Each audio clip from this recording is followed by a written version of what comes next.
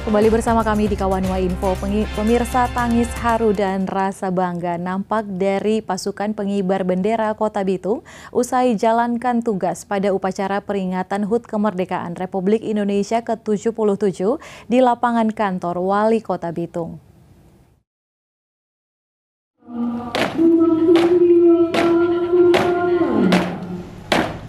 Pasukan pengibar bendera merupakan salah satu unsur penentu suksesnya sebuah upacara bendera. Mereka pun telah melewati berbulan-bulan latihan demi menjalankan tugas mengibarkan bendera merah putih. Tak heran usai menjalankan tugas, para paskibraka sangat berbahagia dan bangga hingga tangis haru tak terbendung.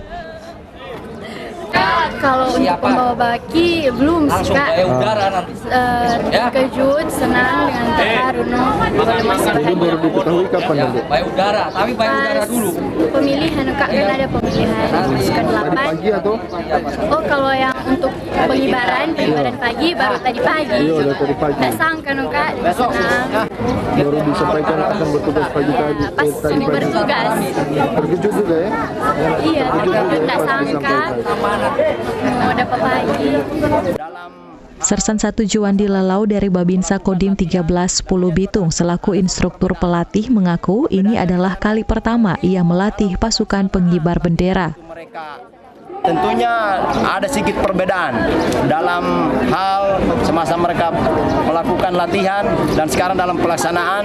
Tiba-tiba lapangan itu diaspal, dirapikan, tentunya itu ada suatu perbedaan, Pak. Perbedaannya di dalamnya itu mungkin dalam pelaksanaan latihan itu mereka agak ragu-ragu karena memang satu medan yang becek atau seperti apa. Sekarang dilaksanakan dengan aspal yang sudah rapi, saya yakin mereka pasti bisa, dan hentakan kaki juga itu sudah sangat terdengar. Itu perbedaannya di situ, Pak.